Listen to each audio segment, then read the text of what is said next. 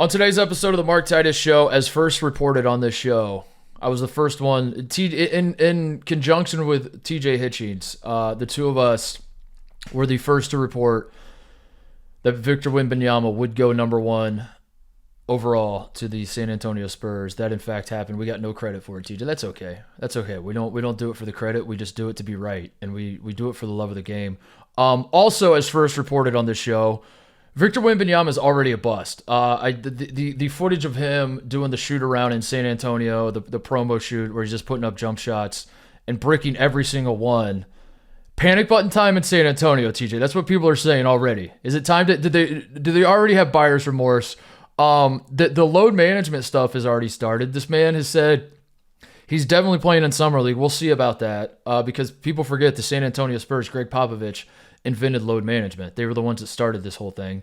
So we'll see if he actually plays in Summer League, but he's already out of the World Cup. He's not going to play for France in the World Cup this fall or August. I guess still, is it fall yet? No, it's in the summer, late summer.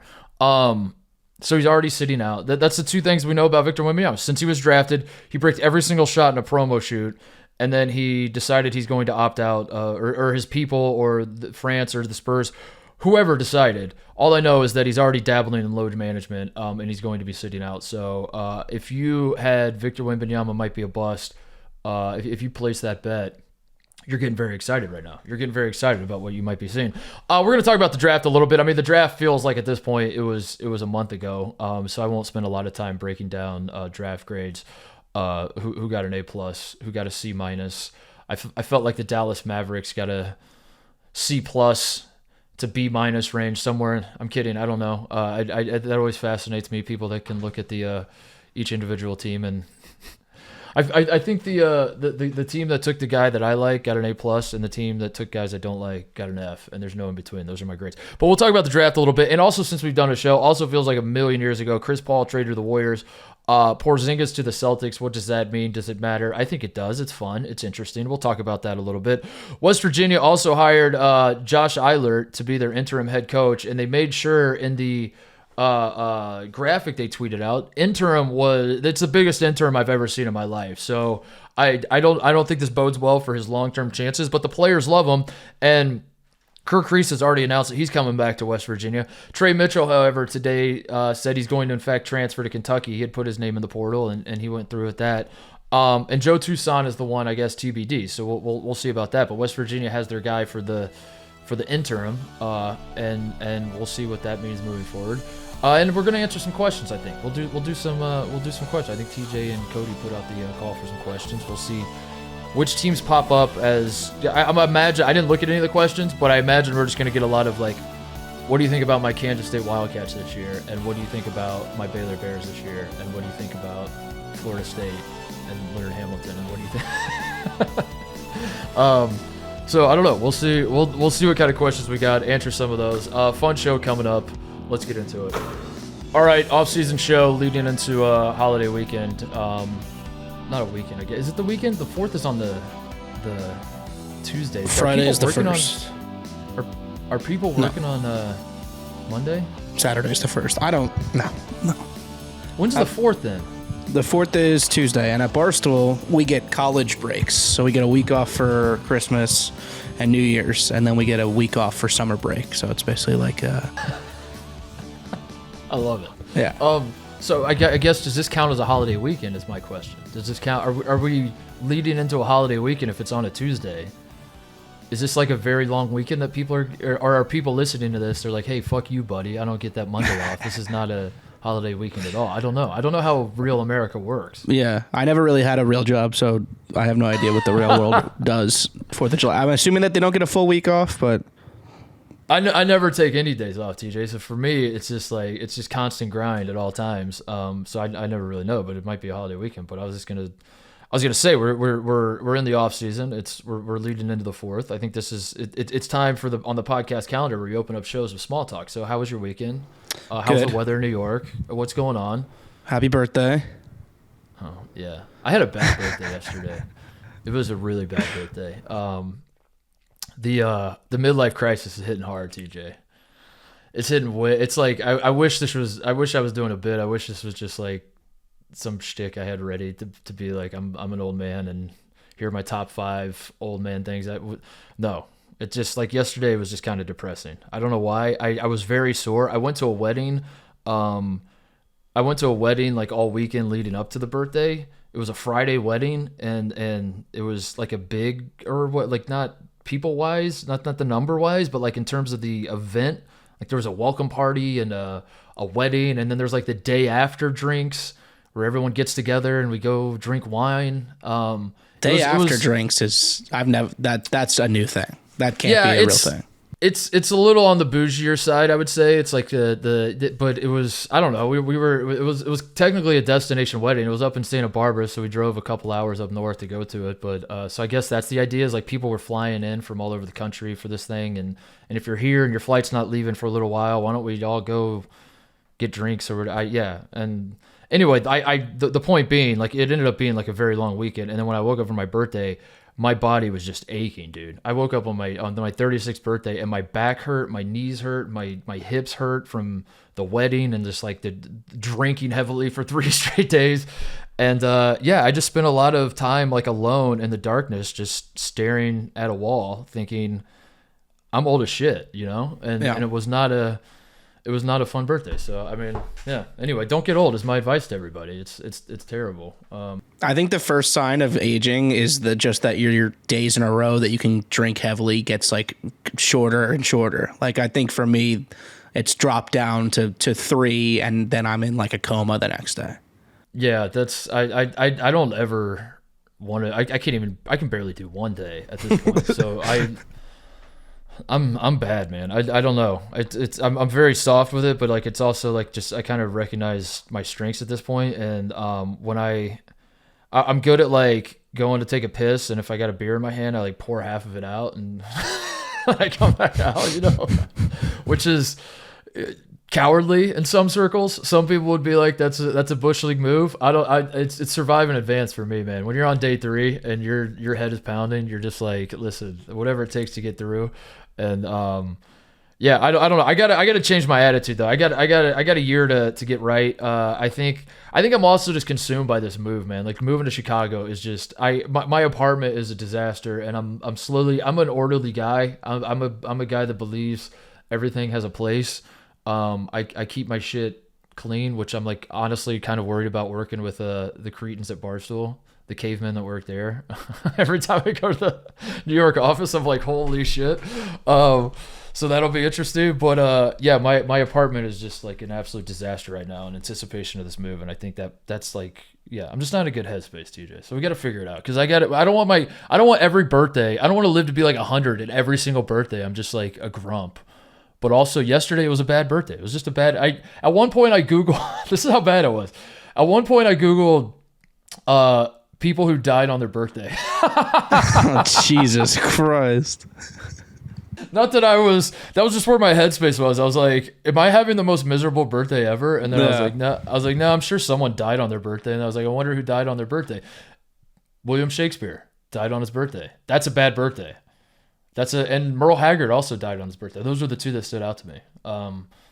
So it could have been worse. I guess I could have been those guys. But anyway, I appreciate, shout out Cody, shout out junior editor Cody for, he sent me a Dead and Company shirt. I guess he went to the show in New York and had the foresight to hook it up and sent me a shirt, and that was nice. So how about that? We got good team chemistry on this show. I like that. Just gifts just floating around everywhere. So. Anyway, the wedding was, I wrote down these notes because I think, we're about to enter wedding season, and, it ruined my birthday, TJ, but if I'm being completely honest, I think I had the single best +1 wedding of my career. This is the best performance as a +1 I've ever had. And as we're entering wedding season, I don't know. I just felt like maybe this might be useful. We have a lot of younger listeners, a lot of people going to, this was stuff like when we did the PMT life advice show.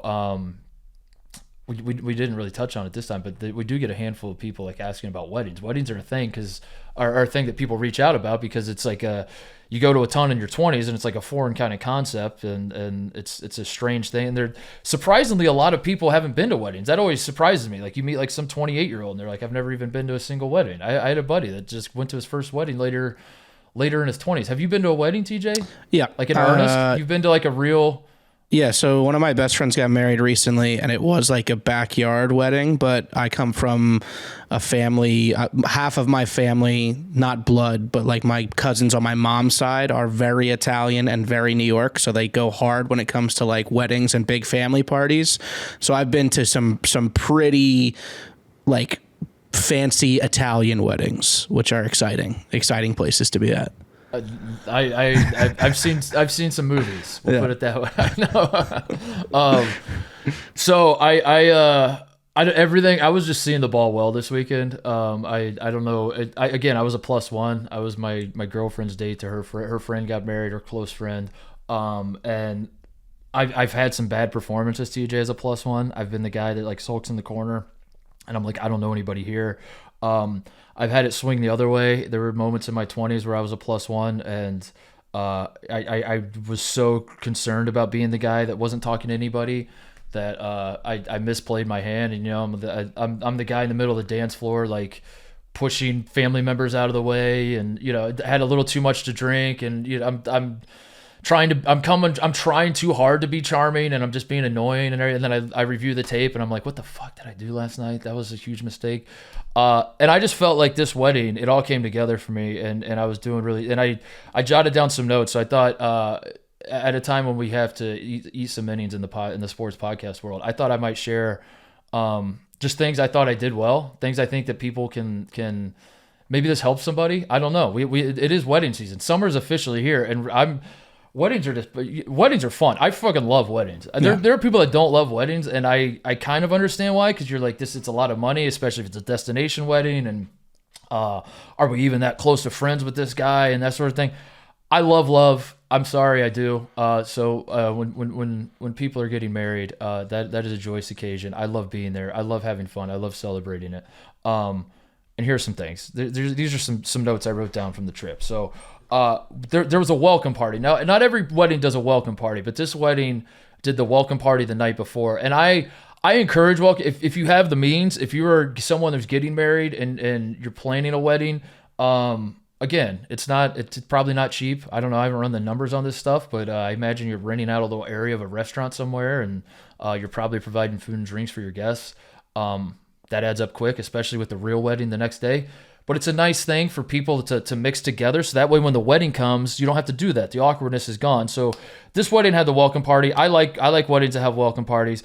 My attitude going into welcome party, and this is as a +1, by the way. I want to reiterate this. This is not like a wedding where it's your buddy, you're going stag, and it's your best friend, and you're looking to get laid or something. You know what I mean? Like, that is completely different game plan. This is, you've been dating a girl for a little while, and her friend's getting married, or her cousin's getting married, or something like that, and you're kind of stepping into a world where you know a few of the people, you don't know most of the people there, and you're just kind of trying to feel it out, all that sort of thing. Welcome party, I view the welcome party as a scouting trip. I think that one night of the welcome party, you're not there to make any sort of impression, whatever. It's an intake of information. You're just reading the room. You speak only when spoken to. Like you just kind of you stay at your significant other's hip and just kind of follow them around, let them introduce you to everybody, and you just say hi, nice to meet you. Maybe pepper in like, what do you do for a living? Where'd you guys fly in from? Or if you traveled, whatever. But it's just, you keep it low key. It's almost like you weren't even there. You're at the welcome party just to like observe the other people, how they are interacting. You kind of notice the two guys that have their arms around each other, and you're like, all right, noted. Those two guys are close. When the wedding rolls around, that information will be useful, And you're just kind of, it's just a scout. I view the welcome party as, when you're a +1, it's a scouting. You're laying groundwork. You're gaining intel. For me, and a lot of guys are different, but this is my approach whenever I'm a +1 at a wedding.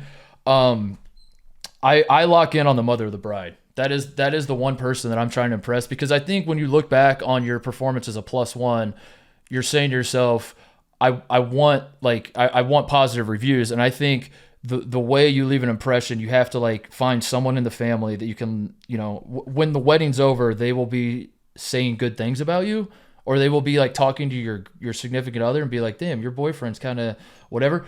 And I've found, for me, the mother of the bride is the one you want to go after. So what I do at the welcome party is I'm not stalking the mother of the bride, TJ. Don't get this wrong. I'm just, again, you're just kind of observing. You're just observing how many glasses of wine is she drinking? Okay, so she's a heavy drinker. She's not much of a drinker. Okay, that's good to know.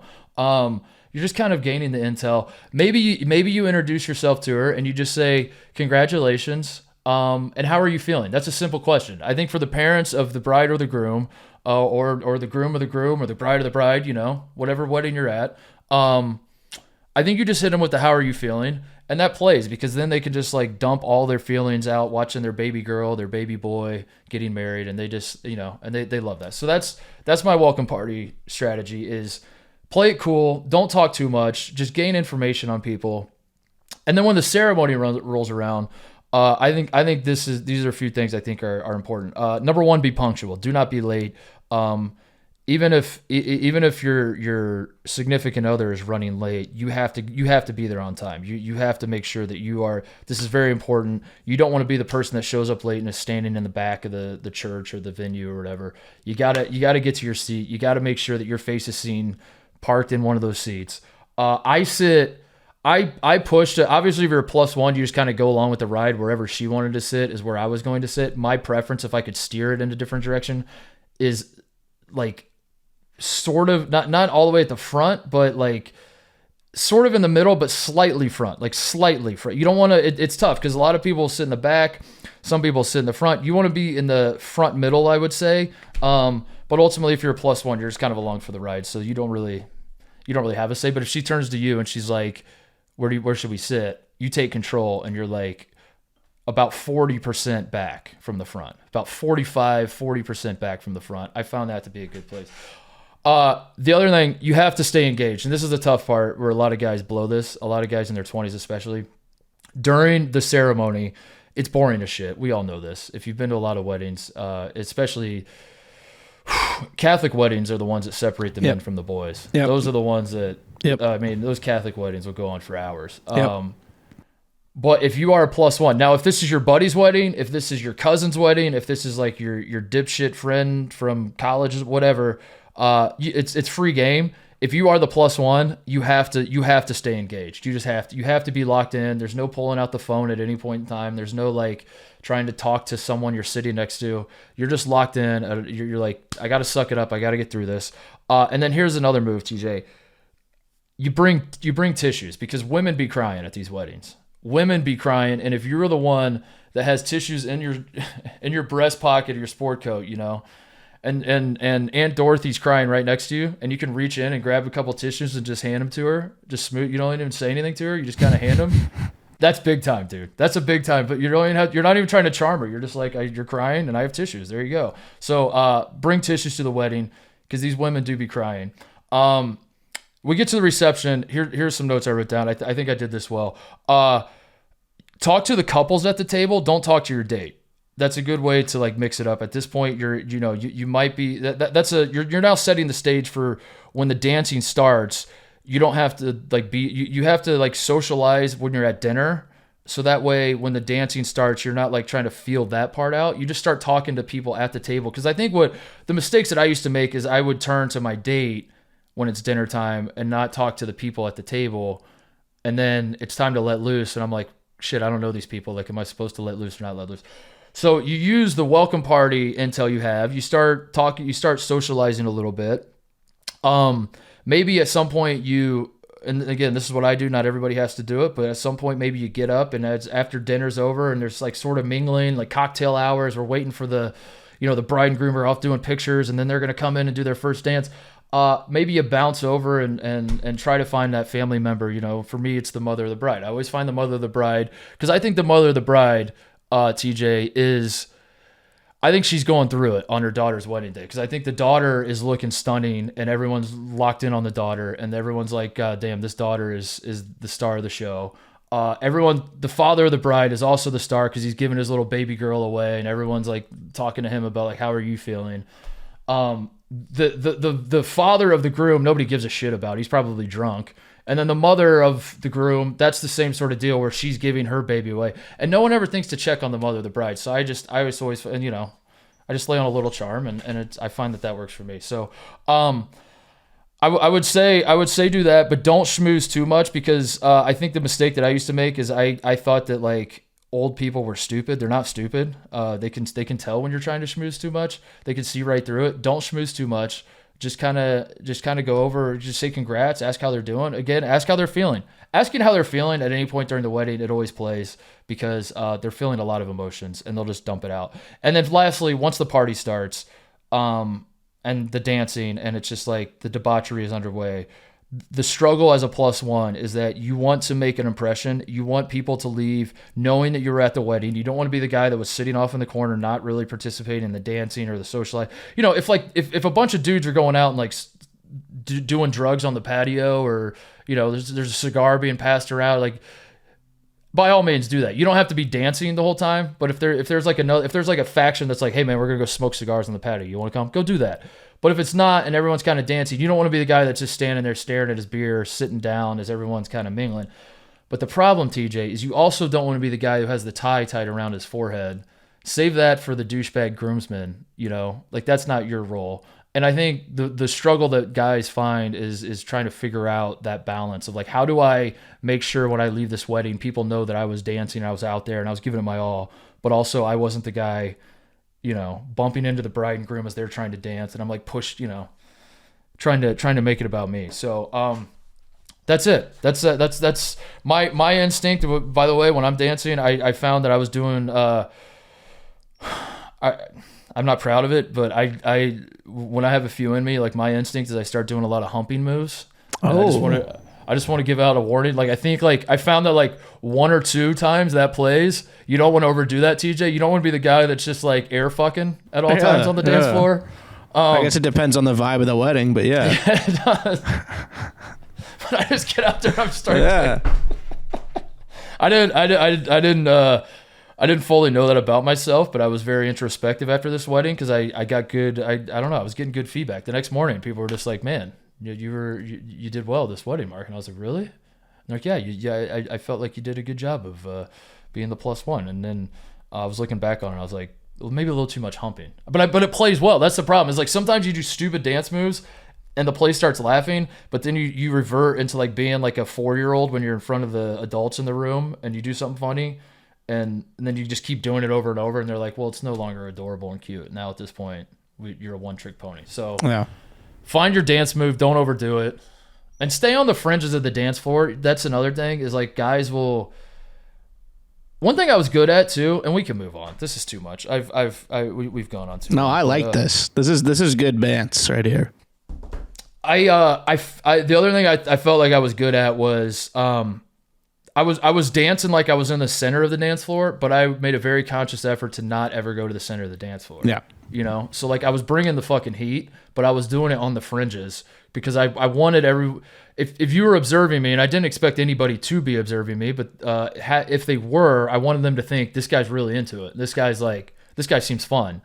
But I didn't, again, you gotta strike the balance. I didn't want people to think, damn, this guy's like trying to make it about himself. He's trying to like, you know, he wants all eyes on him or whatever.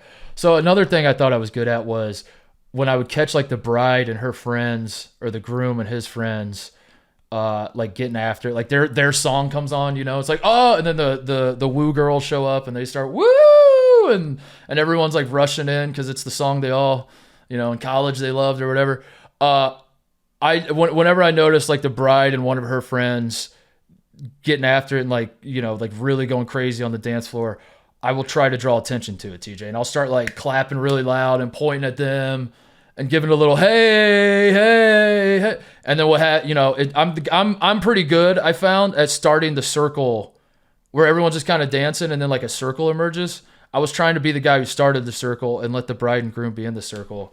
And I thought I did that pretty well, and I got good marks. I don't know what to say. I think there were multiple family members that were like, fun wedding, man. It was nice meeting you. You were great at that wedding. That's never happened to me before. I've been a +1 at 1,000 weddings, and I've never once gotten good feedback until this weekend. And I was like, I'll be goddamn. I think I'm putting it all together. I think I'm in my prime as a +1 at weddings right now. So if anyone wants to invite, if you know, there's any wedding you want me to go to, I think too, part of it was my buddy Kyle, my old producer, Kyle Crichton got married. I talked about it on the show. I gave him a shout out, and I didn't go to his wedding. I think I had like pent up, like, you know, this is I could feel my wedding legacy kind of eroding in front of my very eyes. And I was like, I got to bring it. This was a legacy wedding for me as a +1. So I think there was probably part of that too, TJ. You mentioned the length of Catholic services. The last wedding I went to without my parents was a high school friend. That's very religious.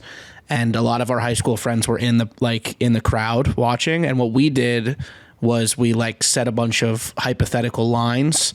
We're like, okay, who cries first? Take your side. That's fun. How many times do they mention, you know, the man upstairs, like over, under 19 and a half or something like that? And we set a bunch of like things that we could follow along that sort of like paced the ceremony out. And then like there was winners and losers. And then we talked about that at the dinner. And that was sort of the conversation of the evening. I think this is why the welcome party is important, because if you're at the welcome party, you can kind of suss out the guys who would be into that. But if you show up at the wedding and you turn to Uncle Ron and you're like, so how many times do you think they're going to mention the big man upstairs? And he turns to you like, what the fuck are you talking about, dude? Like, I'm a pastor. yeah, I'm a pastor, you know? He's like, well, I hope a lot, because, you know, you're like, damn, misfire on that one. But you're right. Yeah, that's good stuff. The other thing I was going to say is, I think an Irish exit at a wedding is totally acceptable. I'm an Irish exit guy in general. But if you are a +1, you have to make sure you can't Irish exit your date. You know, you can't be the guy who pulls the trigger on the Irish exit if you're the +1, unless your significant other is down with it. So you have to talk to them first. But I was going to say, like, if you are going to Irish exit, make sure you leave. And again, this guys take this the wrong way. Make sure you leave a lasting impression on the wedding, and that does not mean that you take the punch bowl and flip it over, or that you know, tie the tie around your forehead. That's not what I'm saying. It's just maybe like one song comes on and you go like a little bit harder, and you go to places on the dance floor you didn't think you were fully comfortable going, but you're just like, we're gonna go there, and I'm gonna try it, and I'm gonna just go for it. And then I think you Irish exit, TJ. But the point is you have to get that one memory that the next day, if you do in fact Irish exit and you're leaving this wedding at like 8:30, people aren't going to think you're lame for dipping out, because they're going to be like, you know, for me, they wouldn't be like, well, Mark is lame, he just disappeared. They're going to be like, well, he didn't disappear. I remember that. Wasn't he like super drunk? Because he was going crazy on the dance floor. Remember that song came on? And then by the end of the night, it all bleeds together, and they don't remember when you left or when you didn't leave, because you left that lasting memory, you know. But I will say it is I think it is better for your legacy if you stick through the whole thing. Like I am pro Irish exit, but I also think for me this was a legacy wedding, so I thought I got to see it to the end, and we shut the fucker down, and we were there till the end, and the lights came on, and I kissed everybody goodbye, and I was like, see you guys, and that was that. And then the next day they were like, we're doing it again, going and getting wine at this wine tasting. I was like, god damn, that's gonna kill me. But fun times at Santa Barbara. I had a fun wedding. But that's part of the reason I think my birthday sucked, is because I was getting my ass kicked, like delivering the performance of a lifetime as a +1. Yeah. Left it all out in the field. I left it on the field. Yeah. The mother of the bride was a fan of mine too. So my girlfriend said that the mother of the bride said, you have a keeper, and that was a big W. That was a big W, TJ. So that's why I think I'm feeling myself. There are very rare times in my life where like I walk away from social settings and I'm like, I killed that. Yeah. But when the mother of the bride says you got to keep her, it's hard to walk away from that wedding and not be like, I mean, come on. I killed it. Keep her. Anyway, NBA draft. No, that's I'm sure there are plenty of dudes listening to my wedding advice, and they're like, no, don't do any of that, you did it all wrong. You know, different strokes for different folks, but I found that it worked pretty well for me. So good luck to everybody out there with wedding season. What is the best wedding you could do that you like? Would you, and as we're talking theoretically, like your brother gets married, is it your best friend's married? Would you like being a +1 at a wedding? Do you think like the weddings where you're like, I'm not even sure why I got invited at all, like I barely even talked to this guy, I can't believe he invited me, like we used to be friends in 2nd grade, this is insane that I got the invite. What to you feels like the best wedding invite to roll in? I really dislike of parties like that where I don't know a majority of the people there. Like even if it's a cousin or something where like I know them and their friends, but then their other friends that I don't know. Like, I don't know. I like a wedding that I know almost everybody there, or as many people there as possible, or like one whole half of the wedding at least. That's where I feel the most comfortable. I don't like introducing myself to people or like introducing them via being out on the dance floor, because that's kind of a vulnerable place for me to be.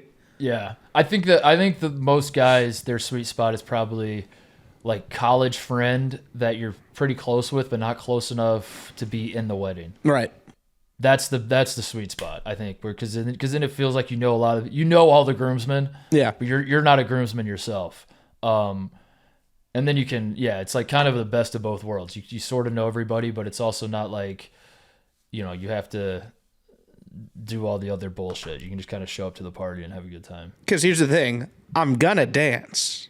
It's just a level of I need to know at what point, at what level I can go to in front of these people I may have never met before.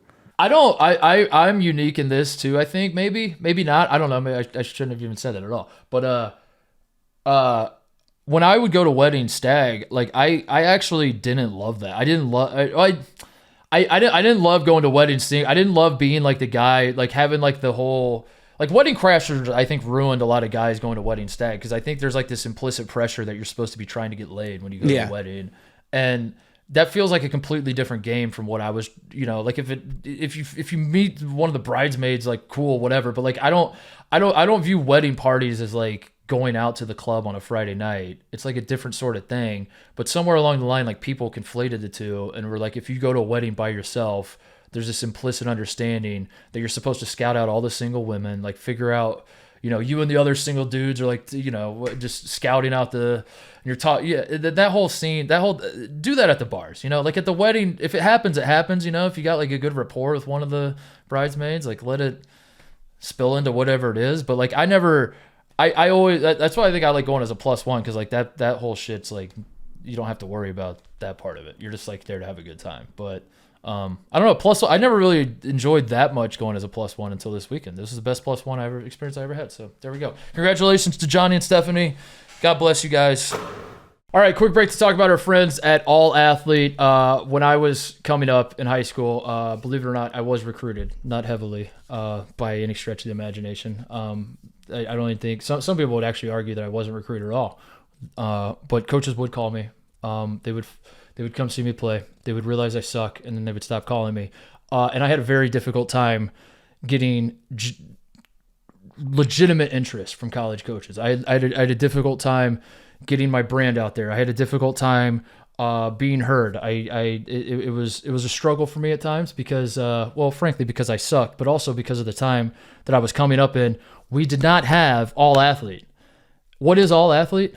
AllAthlete is a company that my friend Greg, this is true. This is my buddy Greg. He gave me the shirt. I'm wearing the AllAthlete shirt right now. He was a member of Michigan's football recruiting staff, and he does not shut the hell up about it these last couple of years because, for obvious reasons. He's been pretty annoying as of late, but nonetheless, member of Michigan's football recruiting staff, saw how the whole recruiting system was missing out on millions of athletes. Because of this, he created an AllAthlete, a platform that connects overlooked student athletes with college sports programs across all sports. Showcase your entire athletic resume, such as highlights, verified stats, achievements, with insights from top college coaches like John Shire, it says here. He wrote down John Shire. He wanted me to say John Shire. With over 125,000 athletes on the AllAthlete, recruiters can find talent by location, sport, position, and much more. AllAthlete has already connected thousands of athletes to top college programs, leading to hundreds of offers, visits, and scholarships. When Brandon was on the show last, he challenged me and said that he does not think that I can still dunk.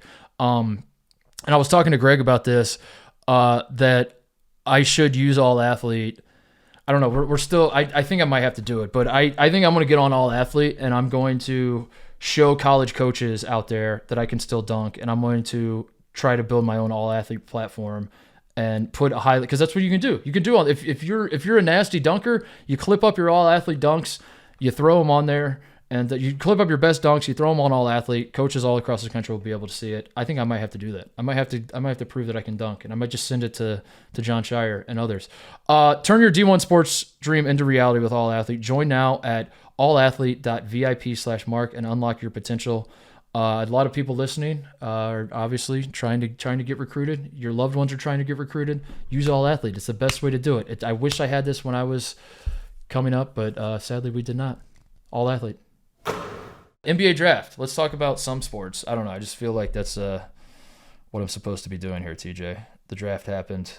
Are we a basketball podcast? I think we are. I think we classify as a basketball podcast. We talk a lot of basketball on this podcast. We did a lengthy draft preview. It's only right to kind of put a bow on it and talk about some of the stuff that happened in the draft. I already touched on the Wembanyama promo shoot with the Spurs missing everything. I don't actually think that means anything. Of course, that's stupid, but I enjoy everybody tagging me on that, saying, "Oh shit, you're right."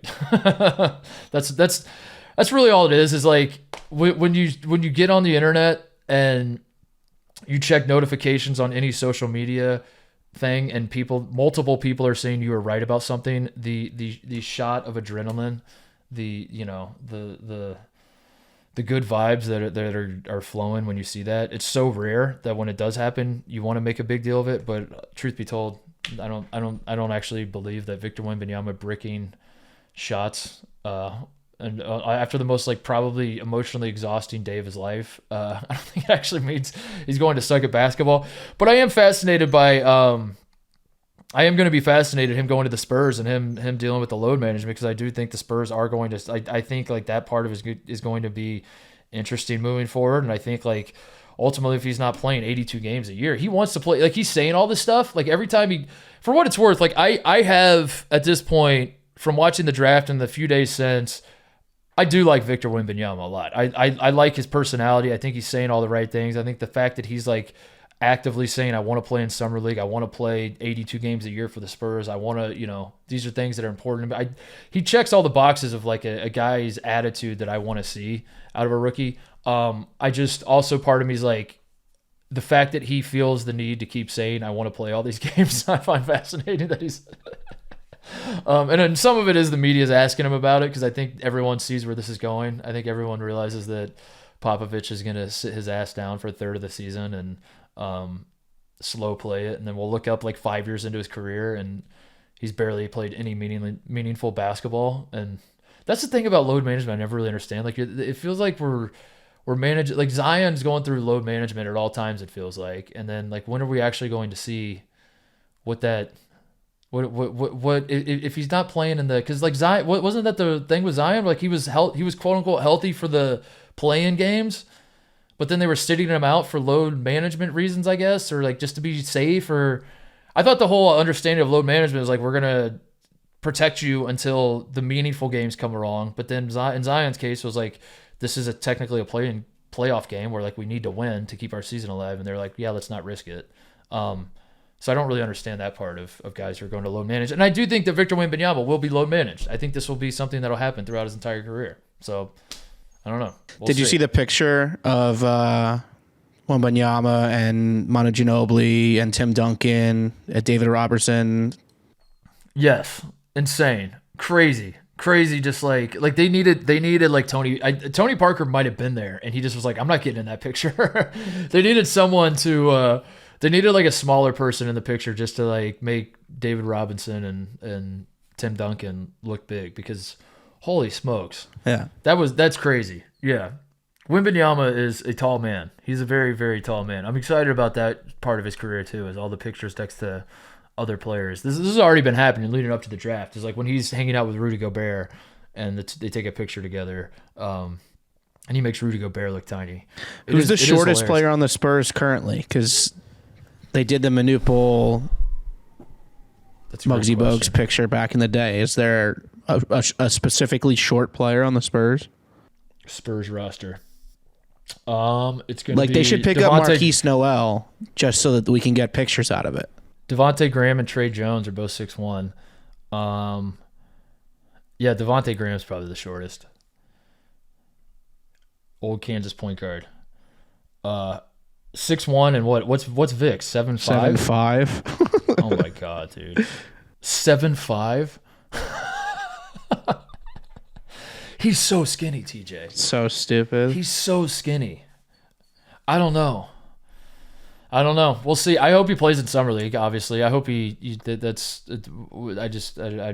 cautiously optimistic that we. I don't know. This is just the modern era of NBA, and maybe it makes sense. Maybe that's always the frustrating part is like people that are pro load management. I don't think people are. There's nobody out there that's like I don't want to see these guys play. I'm pro load management because I love seeing players sit on the bench. But there are like nerds that won't let us meatheads just enjoy our sports the way they're meant to be enjoyed, TJ. And then they come along and they're like, well, actually, if they load manage it, actually the stress that we have the data that says the joints aren't made for this and that, and it's actually the smart move, and more teams should be doing it, and all that's fine and well. But I hate that this is like a thing that rookies have to deal with. I hate that like it's almost like now like a bad thing if you play in summer league because it's you are sort of saying that this guy kind of sucks, like because every other like at this point in the modern NBA, if you get drafted high, you play like one half of one game in summer league to show that you can play. Then the team shuts you down because they're like, yes, you're awesome. We don't need to see anymore. And if they don't shut you down, like if the team doesn't shut you down, then there's almost this feeling of like, man, I wonder what's wrong with this guy. That's how I kind of feel as a fan. Like if I look up and Scoot Henderson and Brandon Miller are playing every single second of every single game in summer league, 10 years ago, that meant they're just basketball players. They're professional basketball players playing professional basketball, and they're just getting, acclimated to the NBA lifestyle and NBA, the style of play in the league and all that sort of thing, learning the plays and whatever. Now, if they're going to play every second of summer league, I'm going to think maybe they're working on something. Maybe the team doesn't like what they're seeing. I don't know. And I hate that that's where my head goes because it shouldn't mean anything. But I think that's what's going to happen with Vic. I think Victor Wembanyama is going to play one game in summer league, and then they're going to be like, we've seen enough. Let's not get this guy hurt. And then we won't see him again play meaningful basketball until January, February. Or he'll play on Christmas Day. He'll play on opening night. He'll play on Christmas Day, and then we'll see him in January. But I don't actually think the promo shoot means anything, but I don't know. It's fun fodder nonetheless. Brandon Miller going number 2 to the Hornets was a weird. The weird thing about it to me was that it was simultaneously surprising and shocking, and people are like treating this as though Brandon Miller is going to be Anthony Bennett. Holy shit, what are the Hornets doing? And why would they not take Scoot? Which I would have taken Scoot, to be completely honest. Like I like Scoot better than Brandon Miller, but at the same time, It feels like it was a shocking move, but then also not shocking at all because the people that were some of the speculation and some of the rumor mill and however you want to phrase it, the stuff coming out of Charlotte, the reports that it's hard to tell what's a smoke screen, what's not, but there was like a little bit of smoke that Charlotte wasn't as into Scoot Henderson as it felt like everybody else might be. And when we had Vicini on the show, that was like one of the first things he mentioned to me. He's like, do you feel like Brandon Miller is going to go number 2? Because it feels like that's kind of where it's headed right now. But then he does go number 2, and from where I'm sitting, it felt like the reaction was like, holy shit, wow, can't believe the Hornets did that. When I was surprised, to be fair. Like I thought they would take Scoot Henderson, but it's not like Brandon Miller is Anthony Bennett. Like it wasn't like this is. I think Brandon Miller is going to be a great NBA player. I think. I don't think he's perfect by any stretch of the imagination. Sam bringing up how bad he is at finishing at the rim was shocking to me. Like I didn't actually think that was, I don't know. It makes me think that I wasn't paying enough attention to his season in Alabama. But I don't love some of his. Yeah, it doesn't matter. We don't need to do a scouting report on Brandon Miller. But I thought Brandon Miller was perfect. Like the fact was, whoever went number 2, the other guy was going to go number 3. And if you're talking about prospects in that way, Brandon Miller going 2 and Scoot going 3, I didn't think it warranted like the shock that people had. I think it ultimately boils down TJ to one, it was the Charlotte Hornets making the pick, and the Charlotte Hornets are a joke of a franchise to where they could have if the Spurs would have taken Brandon Miller at 1 and the Hornets took Wembanyama at 2, people would have clowned the Hornets for not taking Scoot Henderson, or they would have clowned the Hornets because it's the Hornets, and it's like whatever the Hornets decided to do was probably the wrong decision, so let's clown them for that. And number 2, Brandon Miller, deservedly or not, does not exactly have a great reputation for people that have been following his off court. I thought that was weird how the broadcast, like in my mind, so it's a tough thing because I don't know what the fuck happened that night. I mean, I've read all the different reports, and I'm kind of naive with this stuff. Where I'm not naive into thinking that like I understand that the police departments and athletic programs like cover shit up and try to keep star athletes eligible and all that sort of thing. This is something that happens at every college campus in the country. I also want to believe that a situation like this would be something that would elevate itself to a level that if in fact Brandon Miller was, as directly involved with the incident as a lot of people believe, a lot of general public people believe him to have been, that the police departments and the authorities and everyone else, that the powers that be would not have simply brushed this under the rug. But that seems to be like a prevailing narrative amongst general public basketball fans, is like Brandon. I mean, we talked about this when it happened, but it like felt like the story was that Brandon Miller literally got away with murder, which is not what happened. It's just simply not what happened. Now, where in the gray area it fell, I don't know. But I thought it was interesting that the broadcast seemed to just land in the middle, and they were like, let's talk to Brandon Miller and let's like gas him up and talk about the adversity he's been through and like treat him like every other prospect and let him tell his story of growing up playing basketball. I don't know, like they both treated him like the story didn't even happen at all, but then they also mentioned the story, and I felt like that was a weird way of handling it. I'm not sure what the answer was. I feel like you had to pick one or the other. I feel like you just had to like decide, like if you're ESPN, you're like, all right, this guy was involved in a murder in some way, he was a tangential figure in a murder, and we feel uncomfortable talking about him on this night. Then I think you just like kind of avoid talking, that you just kind of like announce the pick and you're like, yeah, good pick for the Hornets, moving on. Or if it's the other way where you're like, all right, well, he wasn't as involved. They looked into it. They said he didn't really do anything particularly egregious at the end. Like he might be kind of getting, his reputation might actually be kind of getting railroaded the way that people, are pretending like he pulled the trigger and like he wasn't that involved. And this is insane that his reputation is getting dragged through the mud.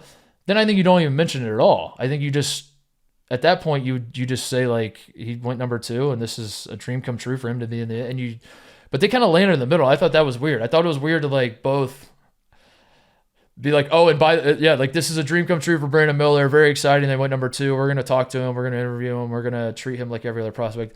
And by the way, we should mention, of course, earlier this year that this isn't, and that just like the whiplash of tone, I thought was very bizarre. I don't know what the answer is. I'm not a big J, so I don't know how to handle this shit. I don't know what the playbook says on incidents like this. But as a viewer, as an observer, watching the draft, I was like, that's kind of weird that they didn't know which lane to pick, so they just picked both.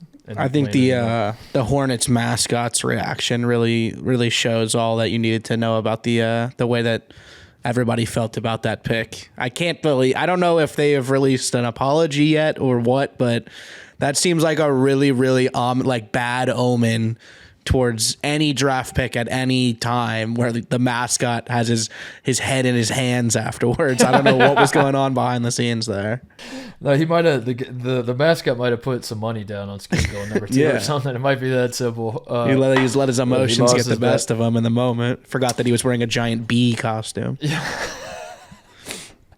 I love when mascot, the best dejected mascots are the I need a supercut of mascots standing underneath the goalpost on a potential game-winning field goal as time is expiring that misses, and the mascot just collapses to the field, to the ground as the kick goes wide right. That's appropriate because that's so at least representative of how you're supposed to feel in the moment. Not we just got this like one of the best college players in the draft class. Is it the Chiefs mascot that's good at that? I like when I picture a mascot doing that, for some reason I picture, what is do the Chiefs have like a big wolf? Is that Casey Wolf, I believe, is the mascot's name. Let me look this up. Chiefs mascot. Yeah, Casey Wolf. That's exactly who I picture. I don't even know what kick I'm talking about. I don't know. There's not a specific play that comes to mind. But as I was saying that, I was like, in my head, I'm seeing Casey Wolf just like collapsing underneath the goalpost as the kick goes, or maybe it's the opposite. Maybe the kick goes in. The other team is kicking at the, to win a game in Kansas City, and Anyway, yeah, you're right. That's not a great omen. But I wonder who is the mascot for the Hornets. We forgot to talk about Rocky when the Nuggets won the title. That Rocky, the Nuggets mascot, gets paid $650,000 a year. And yes. Probably should get more. It should get more. The clip, it was making the rounds a little bit of Rocky when he passed out, being lowered from the rafters. And when the Nuggets won, people were like, shout out Rocky for, putting in the work to making the ultimate sacrifice night in and night out to get his ring. The Bears mascot had a great reaction from the double doink. That's the one I was thinking of. He's on his knees watching it, and then it double doinks, and he just sort of like falls backwards and dies, which is how I think everybody in the city of Chicago must have felt in that moment. That feels like we could there should be some tryout for mascots should have that. Like, let's see what happens when your double doink is going on. Like, how do you react? Let's see how you handle that. Yeah, the Hornets though, like the Nuggets having a guy who's getting paid $650. I like to picture the Hornets. It's just like some dude that's like 23. Yeah. And he's gambling on every single Hornets game and every single Hornets pick. The emotions are are real. Even some would say too emotional. He's making $45,000 to be the Hornets mascot. Other things from the draft that I wanted to talk about a little bit. The Thompson twins going back to back was the moment of the draft for me. I thought that was so freaking cool, and I knew nothing about these guys. Obviously, they didn't play college basketball, so I wasn't following their career super closely. But I thought that was awesome, and they're dudes I'm definitely going to cheer for moving forward. And I don't know, it reminded me of watching the 1965 draft when Tom and Dick Van Arsdale went back to back. Identical twins went back to back in that draft. Everybody remembers that. I thought that's what. And Stephen A. Fell out of his chair in the 65 draft live on the broadcast. If I remember right, Monica McNutt interviewed them both together, I want to say, in 65.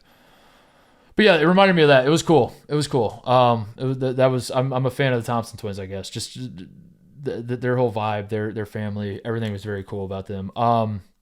I thought the Magic were feeling themselves a little too much after last year. I think this was a heat check draft for the Orlando Magic. Anthony Black, who I like, going that early was crazy to me.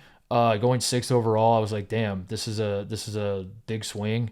And then Jett Howard. I mean, Jett Howard was the moment in the draft where I think everybody was like, what the hell is going on? And for the Magic, like, those were the two picks that stood out to me. Like, I really, really like Anthony Black. He can't shoot. We talked about it with Sam. I some of the on-court attitude at times was a little immature, I felt, but I believe in him long-term because he's so freaking athletic and his basketball IQ is through the roof. But I felt like when he was drafted, I definitely was like, oh damn, like that was the first moment, even more so than the Brandon Miller going number 2. That was the first moment in the draft when Anthony Black goes to the Magic number 6 that I was like, oh wow, okay, this is happening. And then the second moment was when Jett Howard went to the Orlando Magic, and I was like, oh my god. So for the Magic to be both picks, but also for this to happen after last year's draft when the Magic had the number 1 overall pick, obviously. It was Chet, it was Jabari, and it was Paolo, and everyone was debating over which of those 3 do you take number 1. Woj was reporting it's going to be Jabari up until the last second when it wasn't, and it was Paolo. And I don't think people thought that was the wrong pick necessarily. It was just a little surprising, and there was a world in which like the Magic might have egg on their face eventually for not making the right pick. And then Paolo goes out and wins Rookie of the Year, has a dominant rookie season, puts up insane stats. And I think going into this draft, the Magic might have been feeling themselves a little too much. I think there was a little bit of a heat check of like, we're just going to do it. We're going to take Anthony Black because last year we took Paolo when everyone thought we were taking Jabari. And, people are going to dog us for taking Jett Howard. But what they don't know is that, no, I think this was a heat check from the Magic. And I don't know. I don't think Jett Howard was the play. But we'll see. What else? Great draft for me personally. I enjoyed this as a fan of Jordan Hawkins going to the Pelicans at 14. I was happy with that. I said on the show going into the draft, if he doesn't go top 15, hit the reset button and just start over because somebody fucked something up. So I was very happy to see him go number 14. People are saying he's going to be the new franchise guy now that Zion's just kind of getting the boot. They're saying That's what I'm hearing. I'm hearing sources saying that they're going to move on from Zion. They're going to trade everybody. They're going to blow it up and just build around Jordan Hawkins because Jordan Hawkins is a winner. Jordan Hawkins is a shooter. And those are the only two things you need to be in the modern NBA. I fucking love Jordan Hawkins. I was so excited to see him go 14. Jaime Jaquez going to the Heat was awesome too. That was a pairing that I didn't realize made perfect sense until it was announced that Jaime Jaquez to the Miami Heat. And then I was like, I'll be damned. It was right in front of our face the whole time. The Heat culture, taking a guy who, like, Jaime Jaquez is a culture player. Like, Jaime Jaquez is the kind of guy that I think like thrives in a he's like the Villanova dudes under Jay Wright. He's your Jalen Brunson, of a dude that just like epitomizes culture in a basketball locker room. And to some people, you might like the way you talk about him comes off as cliche, and he does all the right things, and he's a winner and a leader and all that kind of shit. And people roll their eyes at it, but there is some validity to it, and I think that's what makes these guys so good. That's who Jaime Jaquez is to me. Is like he's a dude that fits perfectly with a franchise like the Miami Heat, where he is going to go into that role saying, I will do literally whatever you ask me to do to win basketball games. And the Heat are going to go into that partnership saying, we are going to do literally whatever it takes to make you succeed in this, ecosystem that we've built in Miami. I just think the pairing is awesome. I would, culturally, it could not be a better fit for Jaime Jaquez and the Miami Heat. So I was very excited about that as well. What about Trace? That one was tough. Trace was brutal as the night wore on. I was kind of hoping. So what'll happen sometimes, and this might have happened with Sano. I don't know. I don't know what the narratives are being pushed out by the agencies and all that sort of thing. Maybe this happened with Adama Sanogo, who I thought he was going to get drafted too. But sometimes guys that don't go first rounds and aren't taken like immediately in the second round, they start to slip. They'll just go undrafted because they'll get calls from the teams trying to draft them, and they'll almost, because like second round guys don't get guaranteed contracts, and there's kind of a feeling. I know this from some of the Ohio State guys I talked to that went undrafted, that there's a feeling sometimes that we would rather go undrafted because then you can kind of pick where you want to go almost, and you could field a few different calls, and it's almost like you can figure out the situation in summer league or elsewhere that might make more sense for you moving forward. So I thought that was going on with Trace. So I went from like feeling sad for him to like actually maybe he's dictating this. Maybe he's the one that's like purposely not getting drafted. He's telling teams like, don't draft me. I'd rather I'm not going to sign anywhere anyway. I want to go figure out if I'm not going first round, I want to call my own shots. But then when he tweeted, y'all are making a mistake. What did he say? How did he say it? Like, you'll regret this or something like that. Y'all will regret this. My heart just shattered in a million pieces, dude. That was so sad. And I get like, I think he tweeted it trying to like galvanize the troops. All the TJD fans out there were supposed to see that tweet and be like, yeah, fuck the haters, Trace. We're gonna go out. It did the opposite, man. Like I was like, I just wanted to cry for him. I was like, this is so sad. Ultimately, he ends up with the Warriors. That's a good fit. That's awesome. But yeah, that was a bummer. It was a tough. The war on college basketball with him going that late. Sanogo going undrafted. Timmy going undrafted. Oscar Tshiebwe going undrafted, which we knew would happen, but the finality of it, to see a guy who had won Naismith Player of the Year award, won a Wooden Award, go undrafted. Big kick in the dick for college. But top 7 guys, 5 of them didn't play in college. But as I will often say, and I'll say it again now, and I'll say it a million times in the future as well, I think the people that look at this stuff and say this is horrendous for college basketball and terrible night for college basketball, and oh no, is college basketball in trouble? I think those people all view college basketball as a minor league for the NBA, and they view it as a feeder system for the NBA, and I understand why people view it. If you're more inclined to watch NBA basketball, then you probably are more inclined to view college as a minor league feeder system to the NBA.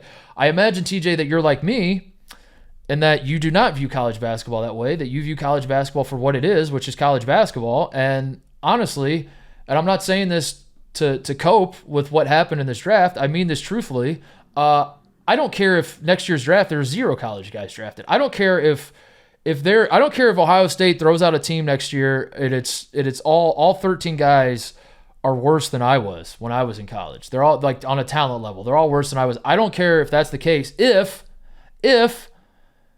they're still one of the better teams in the country, you know? If you told me Ohio State's the number one team in the country going into next year, but the best player on the team is probably as good as I was in college because college basketball has just had a complete talent drain and everybody sucks. That's how dire it is. I would shrug my shoulders and be like, are we number one in AP and coaches or just AP or what? Like, you know, like, cause that sounds pretty fucking tight, dude. We're going to the final. Should I book my Final Four trip now? I don't care.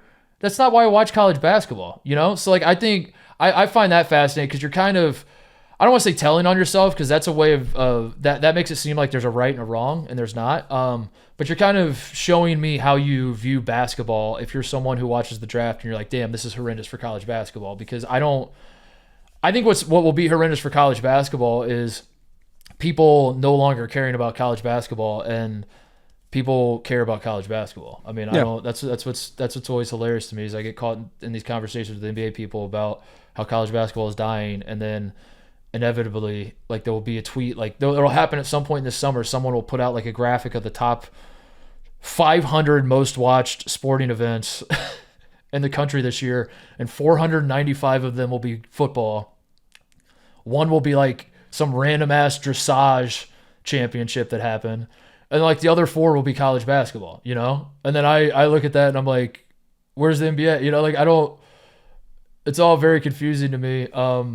I think the interest in college basketball is there. I think if you went to like a big state school, especially, your interest in your team, and if your team has been good, you're still gonna care. I mean, do you care about Rutgers less because Caleb McConnell didn't get drafted? No. You're allowed to like college basketball and the NBA. That's people, I think, too often or more often than not are like, oh, I'm an NBA fan, right? Or I'm a college basketball. Like, it is okay to like both. It's okay to like both, and it's okay to like them both for what they are. You know? And like I genuinely, I have always my entire life I view college basketball as its own thing, NBA as its own thing, and yeah, college guys do feed into the NBA, but I've never. I don't know. I've never really seen it that way. So that part is bizarre to me, and I truly wouldn't care. The only reason I would, if I did care, the only reason I would care is because it's harder going into a draft for me to like get juiced up about the guys when I don't know. Like I don't know the Thompson twins. I didn't watch them this year, so like that part of it stinks. Watching the draft, if in fact we get to a point where like the top 15 guys aren't playing in college, that part will stink, and I'll probably stop watching the draft as much as I do. And I'll probably just like, you know, Google it the next morning and see where guys went. But otherwise, I don't care. I don't think it means anything to. And you know, and some people swing the other way, TJ, and say it's actually good for college basketball because Zach Edey does not have a high draft stock. That means he's coming back to college, and we get to see guys stick around longer and all that sort of thing. So in the end, I think it all comes out in the wash. And I think if you're someone that like cares about college basketball and you're from a part of the country where like culturally that matters more, or you went to a school where it's you have that experience, and for 4 years you were going to games in Allen Fieldhouse and in Assembly Hall and in Cameron Indoor State, you know, and all these awesome gyms, and you're around that culture. I don't think you're just going to suddenly like not care anymore because Overtime Elite is pumping out prospects. I don't think that's how it works. But I don't know. People see it differently. So, what else? Cam Whitmore fell to 20 too, which I'm not cheering for Cam Whitmore's downfall. I don't know Cam Whitmore personally. It's not, but that felt like a win for me in some way because I was like, I don't think this guy's. I don't really see it. I don't understand why he would be a top 5 pick. And then the NBA community at large was like, yeah, we listened to the Mark Titus show, and we were going to take him top 5, but then we listened to Titus talk to Vicini, and we changed our mind, and he fell to 20. So that's why Wembanyama went 1 also. That's because we talked about it. I was going to ask you about Gradey Dick. Yes, I'm glad that you're asking me about it because I was about to be like, how have you not mentioned the number 1 superstar of the draft yet? Okay, so I think I like Gradey Dick. I think I like his swag. I think I like the suit he wore. I think I like his corny dancing, and I think I like the Gradey Dick persona. But I'm scared that I'm not. I'm scared that that's the wrong opinion. I'm scared that as a 36-year-old guy, I'm supposed to be like he's doing too much or something. But or it's unfortunate that I'm saying that about like the one white guy, you know. You know what I mean? Like, the one white guy is just like the cornball of the. No, I think he's hilarious. I think that he's like self-aware of his corniness. Like when you're growing up with a name like Gradey Dick, you have a couple options, and one of them is like to embrace being like a goofy guy and like making fun of yourself. And I think he does that. I think like the suit was ridiculous. The glasses he's wearing number 1, which is like funny, like number 1 Dick on the back of his shirt. They asked him like what he wants to do when he gets to Toronto, and he was like, I want to get Drake a jersey as soon as I can. Like I think he's a goofy kid that knows what he is. And I think that he's like going to be instantly like one of the top like NBA meme like producers next season, or he's already there. Like I mean, he was kind of that with Kansas. Every Kansas game you'd watch, there'd be people holding up signs that say "We love Dick," you know, and like it was very much in your face. Dick was in your face all year if you watch Kansas. He should wear 69, right? Like he should. He's wearing 1. They announced he's wearing 1. If he was the one that came out and said I'm going to wear number 69, he would. I feel pretty confident that he would be the top selling jersey in the NBA. A year. Dick 69? Are you Dick kidding 69. me? Yes. all that'll be left is for them to trade him to Milwaukee, so you get a Cream City Dick 69 jersey.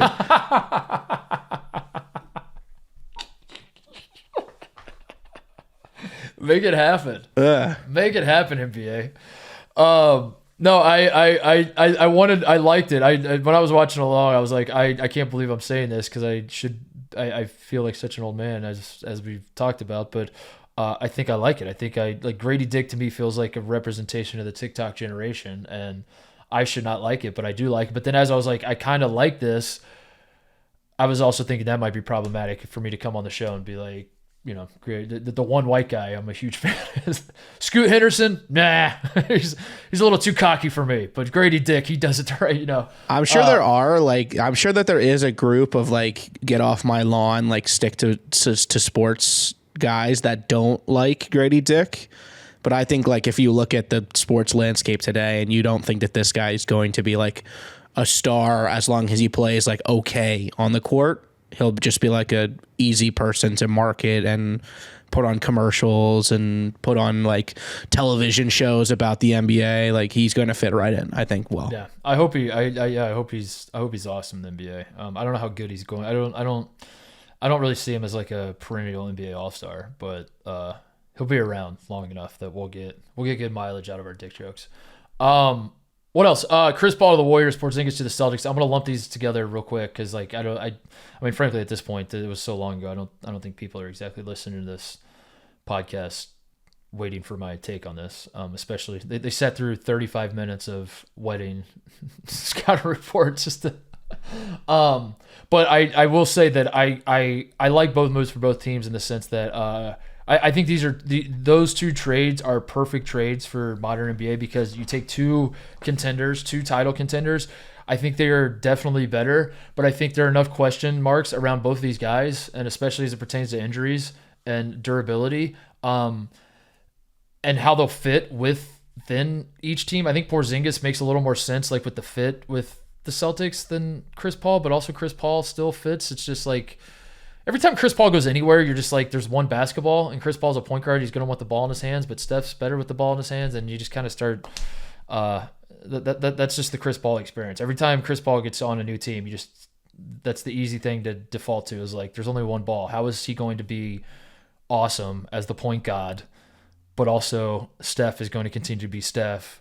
I'm curious to see how that's going to work out, but the Warriors are going to be good. But the reason these are awesome trades is that there's juice to them, and the Celtics and Warriors are now better. But I think also if you're a Celtics or Warriors fan and you're like, well, that's it, we're now the favorites, I think you're deluding yourself as well, because there are question marks around both guys. And with the Celtics, I don't think like the Celtics losing Marcus Smart, like he was kind of they were a team that didn't really have a ball handler to begin with, and now you got rid of Marcus Smart, who was like kind of the guy who was the ball handler, which wasn't there's still enough questions around both teams that this isn't like a Durant to the Warriors situation where it's like this made the team better and it's sexy and it's fun to talk about, but shit, that just ruined the NBA. Like neither one of these teams are now juggernauts. Neither one of these teams should be favored over the Nuggets, I don't think. But also, both teams got better to a point where I like their chances, assuming that Porzingis and Chris Paul are both healthy, and these are in fact what the rosters are when the playoffs roll around. Both teams, I think, have better chances of beating the Nuggets should they meet in the NBA playoffs. So that's interesting. And I like that about NBA free agency, because it feels like the team that, with the exception of Durant going to the Warriors when you ruined the NBA, teams that win titles don't always like take, more often than not, they don't take any swings at all. They don't really make big free agency because they just won the title. And they're like, we don't need to shake this up. We got a good thing going. Now, there are instances where a guy's on a title team and his contract runs out and he signs somewhere else, and then now that title team has to adjust to that or whatever. But it's always fascinating that one team wins the title, they say, let's run it back. But is that going to work? Shouldn't you have to get better every single year in the NBA, or should you not? I don't know. It's fascinating. The Warriors and the Celtics obviously looked at this season, said we weren't good enough. We have to get better. We have to shake some things up. They did it. I think they will be better. Will they be better in the Nuggets? We don't know. We'll find out together. That's what makes the NBA compelling, and that's why I'm excited. So, good trades. Good job, both teams. I like both. I like the moves for both teams, but I don't think that I don't think we're gonna see a Warriors Celtics NBA Finals rematch necessarily. We might, but I don't think it's a foregone conclusion. So that's all. Quick break to talk about our friends at Body Armor. The Mark Titus Show hydrates with Body Armor and rides with Team Body Armor. Body Armor is the official hydration partner of the Mark Titus Show. We have been drinking Body Armor from the beginning because they have the best products, the best flavors, the best ingredients, the best athlete partners, no artificial stuff, no fake ingredients, real hydration with electrolytes, potassium, vitamins. The list goes on. There's Body Armor sports drinks and sports water all over the New York Barstool office. There's going to be all over the Chicago office. We stocked the fridge with it. I can attest to this. Every time I go to New York, they told me that there was Body Armor in the fridge, but then I would, if I wasn't there early, it would be gone because everyone would. I actually found out that people were hoarding Body Armor under their desk because they wanted it so much, and they were just, that's the culture that existed at Barstool, New York. People go crazy about this stuff around the office, and for good reason. If you haven't tried it, you're living under a rock. You need to get on the Body Armor wave. Some of the top athletes in the world drink this all over the competition. I'm talking Trae Young, Christian McCaffrey, Alex Morgan, Donovan Mitchell, Ronald Acuna, Sabrina Ionescu. Favorite flavor right now for me is this strawberry banana, which I am holding in my hand. I like strawberries. I like banana. They put it together. It's so freaking good. There's a little touch of coconut water that they put in there. It's delightful. I stay drinking this in the office, when I'm at the gym, go to the golf course. I drink it when I'm hungover. It's Body Armor all the time. Buy Body Armor now at Amazon. They'll deliver directly to your door. That's what they do with me. I got to deal with Amazon where a couple clicks, Body Armor shows up in my door. I'm drinking the strawberry banana. Go figure out what your favorite flavor is. Go try them all. And lemonade, fruit punch, you name it. Go try it. It will be good. You will not regret it. Body Armor rules. Go drink some Body Armor. Any questions? Was there anything? Did we reach out and get anything interesting? Just a lot of what I expected. My dad is very concerned about that you don't tweet. I think it's a very new phenomenon to him following Barstool personalities. That Barstool people don't tweet? Tweet nonstop. He asked, when will you tweet again?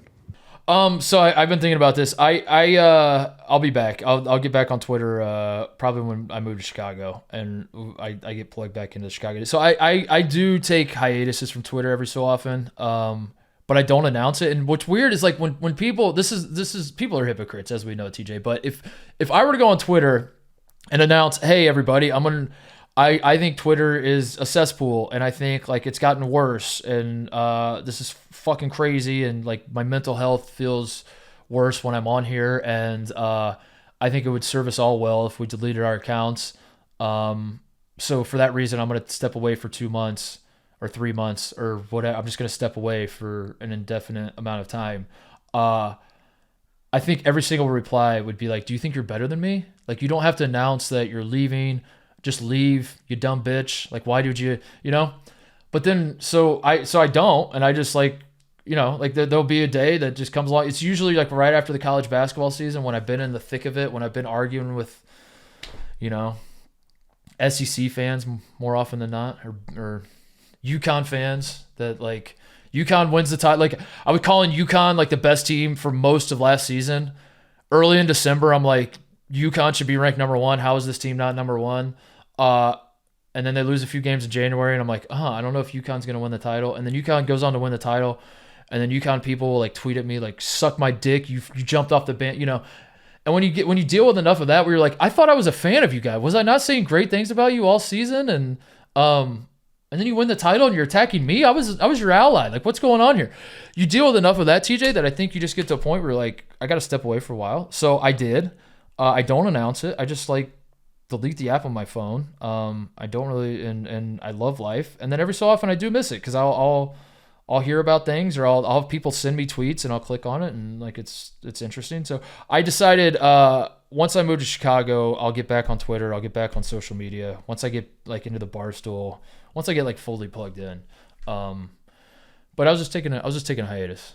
That's all. So there's nothing. A couple people did ask because it has been 2 months. I do think there's a Barstool element to it too, where we're so heavy on Twitter, even though like it's by far the smallest platform in terms of like number of active users, and like it's the worst platform for monetization. It's basically like if we were doing the same thing on TikTok that we do on Twitter currently, we would be a 10 times bigger company. But we're just so conditioned to Twitter because we've been there for 10 years that I think people see you and they're like, Titus doesn't tweet. I wonder what that's all about. Yeah. And you're right. It probably doesn't look great that I signed on a Barstool and then like get off Twitter. And there's probably like the stoolies that don't really know much about me probably think I'm like up to no, like, I'm trying to like swerve some sort of, which I'm not. I do it just to prove to myself I'm not addicted. I think every so often I just need to, because there is going to be a moment in my life where I'm going to get off for good and I'm going to get out of this whole business. I'm going to look at my bank account and I'm going to say, I'm good. I don't need any more money. I don't need any more clout. I'm out of this shit, and I'm going to move to Santa Barbara and I'm going to go sailing every goddamn day of my life, and you'll never hear from me again. And hopefully that's within the next like 5 or 6 years. Probably won't be. Probably will be like 20 or 30. But I just want to remind myself that I can, if I want, get off. If I want, when the time comes, I will be able to step away. So it's nothing. I commend you, because I would be lost in all forms of life if I wasn't on Twitter as much. I wouldn't know what's going on in world news. I wouldn't know what's going on in sports news. I would have no idea what's happening if I wasn't on Twitter as much. I do use Reddit more than I probably should. I will say I will check news on Reddit every so often, which I try not to like read comments too much on Reddit, because it's a slippery slope. That's like you read enough comments on Reddit, you're like, I'm back on Twitter. Here we go. But that's a good way to just like stay informed. So when Reddit had their little blackout thing, that was interesting time. I just kind of like felt like I was sticking my head in the sand and going about. But no, Twitter to me feels like a party that I've been at for 15 years, and and I enjoyed the party, but I just I'm just looking around the room, just like, I think I want to go home, like I think like I'm having a good time. They're playing, a lot of the songs that are coming on are songs that I would consider my favorite songs, but also this is the 7th time I've heard the song tonight and it's just on the same loop. And some of my best friends that I came to this party with have left. Like, where did they went home? Where are they? Trill Ballins, where are you? He's like, it's time to go home. Trill Ballins Irish exited. So I that's how I would describe my Twitter experience. Is like I'm just kind of I'm at a party that I've been at for 15 years, and every so often I'm like, I gotta step outside and get some fresh air, and then I'll come back into the party, and that's where I'm at. So I'm just getting some fresh air. Don't worry, TJ's dad. I'll be firing off tweets in like a month. Give me a month. Give me one more month. I'm gonna get to Chicago, get situated, and then when I'm going to the office with White Sox Dave every day, I'll be firing off. I'll be firing off takes. Maybe we'll use the hiatus to advertise a show coming out soon. There you go. Brandon's getting juiced up about this show, man. He's getting rightfully so. I think he's dangerously close to like ruining stuff by talking about it too much, but that's okay. Like prematurely announcing things that we're not supposed to be announcing. Right. Yeah. But yeah, I'll get back on when we're back in Chicago. I'll be back on Twitter. That's my promise to the American people. And I'm moving. I'm pulling out of my place July 11th. That's the day. That's D-Day for me. We're getting the hell out. I think we're recording a show. I'm going to try to go to Vegas for the Summer League, for the opening days of Summer League. And then I'm going to record a show on the 10th that we'll put out on the 11th. And then I'm that morning waking up and taking my ass to Chicago. I'm not driving all the way through, but yeah. So it's coming up, man. It's coming up soon. What else? Speaking of Brandon, JK461 asked what the betting line would be if you were to play Brandon one-on-one in basketball. And I guess you can expand on that and talk about how that game would go. Need I remind you, he did win a high school dunk competition, allegedly. I would be like minus 900, I would say. And the only reason it's not higher is because there is a world in which Brandon, like I for some reason my jump shot's like a little off, or I don't love the feel of the ball we're using, or the like you have to make shots, TJ. This is something I talk about a lot, and maybe I'm just not making shots on this day, and my jumper's a little busted. And then Brandon is just like a brick wall where like he's fouling the shit out of me, but the way that we're calling the fouls isn't exactly how I'm used to fouls being called, if that makes sense. And the game just devolves into a muck off, and Brandon uses his big ogre ass to his advantage. And even then, I'm still probably winning. But there is a world where that happens. Otherwise, I'm beating him in any other context whatsoever. The guy can't move. He didn't he like run on a treadmill for like 4 minutes and he couldn't win the do cardiac it. arrest? It kept like the treadmill kept catching because his steps were coming down so heavy. Brandon, the other thing that worked in my favor, minus 900, double that, minus 1800. The other thing working in my favor is Brandon would be so nervous leading up to it that like Brandon would be a fucking mess, and I would use that I would not be nervous at all, and Brandon would be like, I hope. And I'm not saying this to gas myself up. I think this is actually what would be going through his mind. Is like he would think that I would he would be worried that I would cross him up and he'd fall down. He would be worried that like I would just completely humiliate him. These would be going. This is stuff that'd be going through his head, and I would use that to my advantage. Where I think I could shot fake with my eyebrows, and he would jump out of his shoes trying to block the shot, and I would know that going in, and I would put him in the torture chamber. I mean, I would just like prey on that every single possession. But he could there's a world where he could just back me down with his fat ass and like turn over and shoot over me. That's what I mean. Like I won't deny that, but otherwise we'll find out. I don't know. We'll play in Chicago. We'll play one-on-one in Chicago. I was gonna say, luckily we have a way to decide this, so I guess we will find out. Cam asked what's going to happen to West Virginia basketball. Their team is leaving in Exodus. Yeah. So Kirk Reese back. That was big. I think Kirk Reese coming back is big, even though Kirk Reese is like erratic and the Kirk Reese experience is a roller coaster to say the least. But it's good for PR that he's coming back. Joe Toussaint is the big one. I think they're optimistic about getting him back. But yeah, Trey Mitchell just said he's going to Kentucky. That's a kick in the nuts. But I think so far so good actually.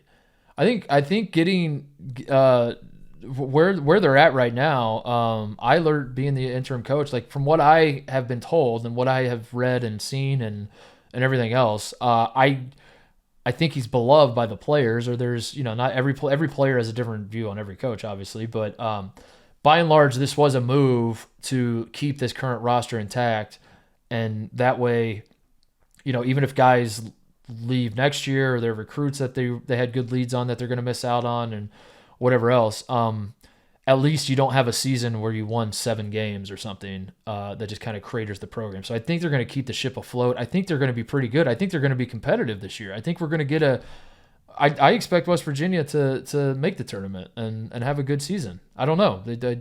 Maybe they won't, but it's hard to say when you're playing in the Big 12, and that's such a gauntlet. And And in modern college basketball, when the roster turnover so much, it's like without having so much continuity, it is kind of hard to gauge which teams will be good and which ones won't because you're just kind of going off paper more often than not. But I expect West Virginia to have a good basketball team still.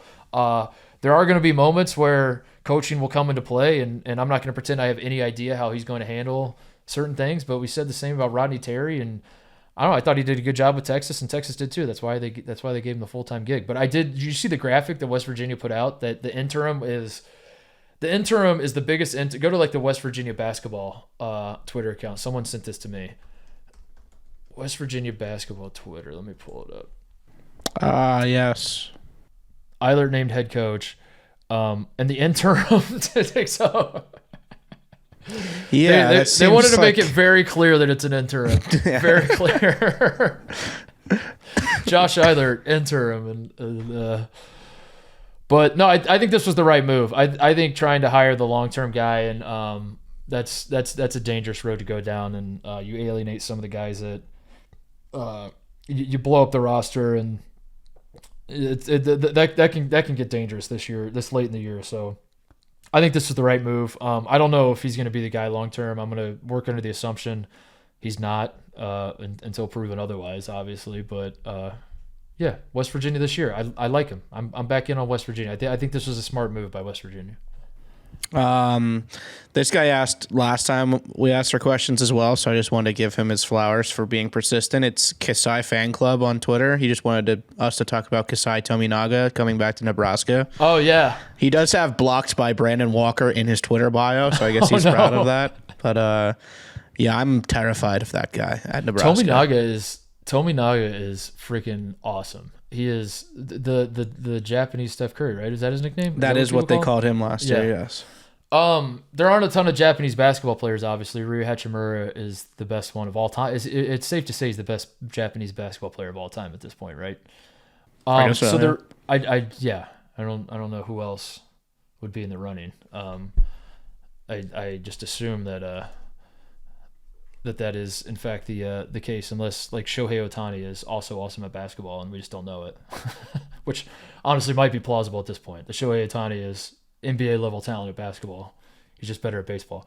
But when Tominaga was coming on the scene in the Big Ten, there was the Japanese part of it. There was like a novelty to it, like the fact that like you're seeing you don't see Japanese basketball players lighting it up every day. So like the fact that this little Japanese dude is just fucking torching people, I think there was an element of, not that it was funny is not the right word, TJ, but like if we're all looking in the mirror and being completely honest, there probably was like some racial bullshit to it where you're just like, how is this guy doing this? This is funny. Okay, like go away now. Like you're obviously not that good. And it's been cool to watch people in the Big Ten realize that he is a fucking killer, man. Like Tominaga is so good. And just talking to like I have friends that are fans of a lot of different Big Ten schools, and like he'll play well against their teams, and seeing the reaction go from like, who the hell is this kid that is scoring all these points against us, to now like, why can we, like they know Tominaga's name, they know like going into playing Nebraska, like we have to be like, it's no longer an anomaly to people. That's cool. And that's why I love college basketball, is because those stories happen all the time where guys go from who the fuck is this guy think he is having the big game against me to like by the time he's a senior, everybody knows him. And I don't think Tominaga is like a national guy. I don't think people nationally know him because he does play for Nebraska, but Big Ten, at this point, if you're a fan of a Big Ten school, you know Tominaga's name. And he's probably had an awesome game against you at some point. He was killing Ohio State. He killed Ohio State one game that like I love him, but like when he does go off on your team, it's terrifying. It's like terrifying. It's very Steph Curry-esque. It's like, this guy will not miss the rest of the game. We're just fucked. That's it. We're just fucked. Yeah. And that's like the most aggravating type of player to play against, is a guy that just like does not miss for 10 straight shots. Yeah, he had no, it was especially frustrating 2 years ago when he was averaging like 5 points a game because he was better last year. Like he was coming off the bench for Nebraska, he averaged at least 10 a game last year, didn't he? I mean, he was like a big time scorer for them, I want to say. But a couple years ago, I remember like he was not even that. He had more ups and downs, so he would have big games, but then the next night you'd see him and he wouldn't really do much of anything. And that would be even more frustrating because if he had the big game against your team, infuriating. But yeah, shout out to him. And Brandon blocked him, he said, the Tominaga fan club he has blocked by Brandon Walker in his Twitter bio, which is a Medal of Honor that a lot of people on Twitter seem to wear, from my experience. Yeah, he averaged 13 a game last year. 13.1. Unbelievable. He's going to be awesome, dude. Please take it easy on Ohio State. Let me look up what he did against Ohio State, because I want to say he had one game where he had so last year you only had 11 against us at home, but he had 3 threes. Maybe they were just big shots. Maybe it was 2 years ago. Let me see, 2 years ago. He had 15 in the second half, 22 total against Rutgers at the Rack this year. Just sauced us the fuck up.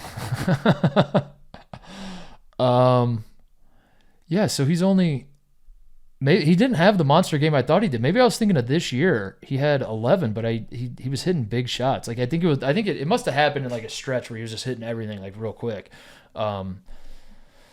Yeah, moving on. Anything else? One or two more?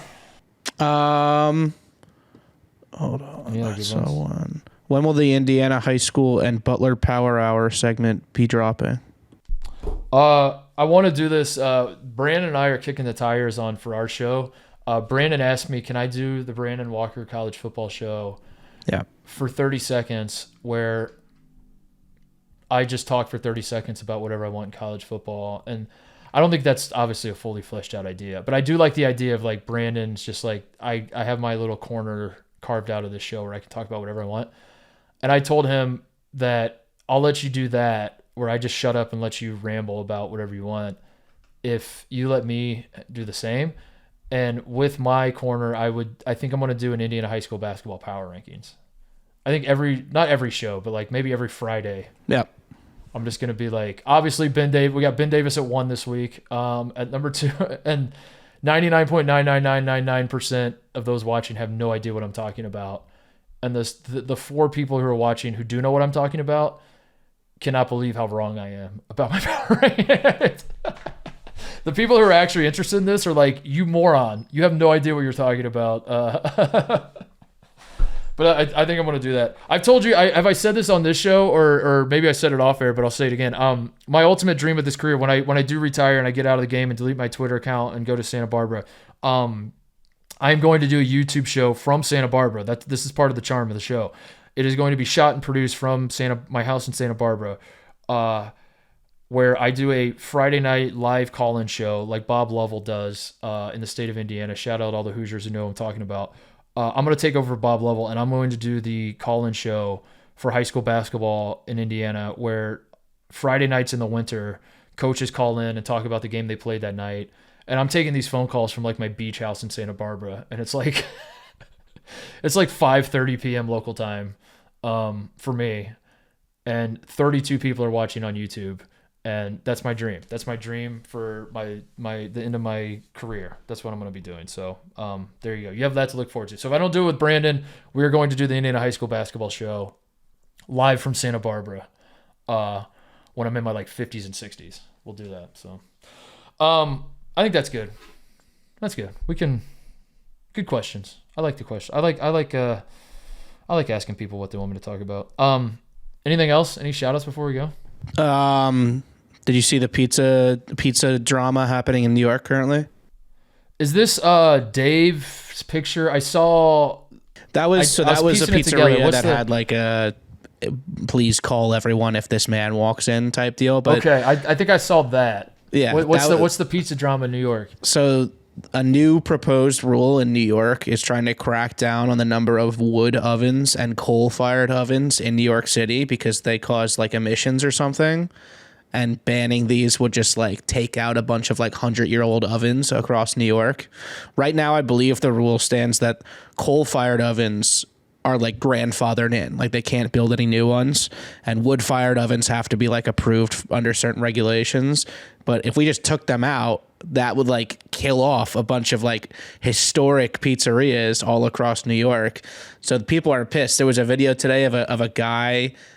I would assume they just called him a hero in the tagline, but I would assume he's some sort of pizza aficionado who walked over to City Hall and just threw slices of pizza over the gate to protest. And he said New York is nothing without its pizza community. So I just wanted to I wanted to spread the word that if unless you oppose it for some reason on this show, I do not oppose it. We are firmly pro pizza.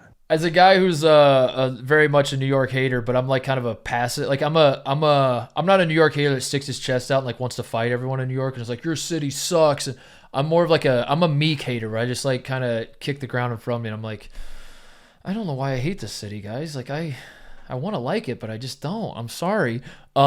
Because New York kicks my ass every time I go there.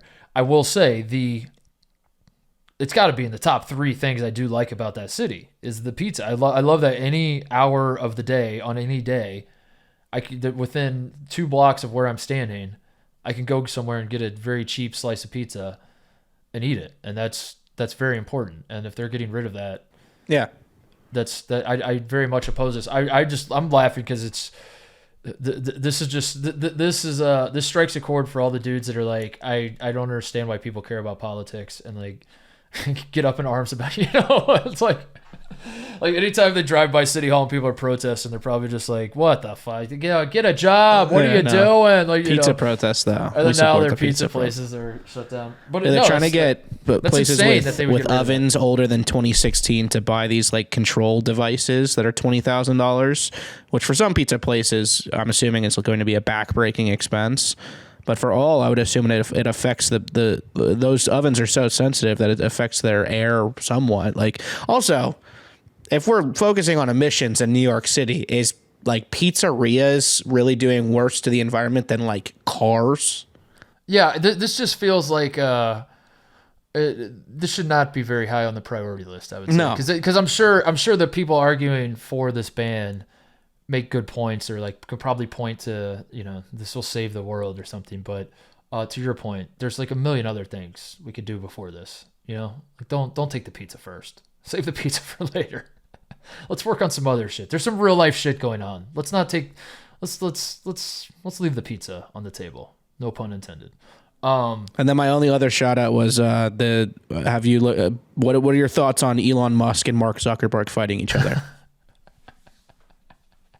So I'm basing this off of Zuckerberg's like the pictures he puts out, and then every time I think of Elon Musk doing anything physical, I picture him with the shirt off on the boat.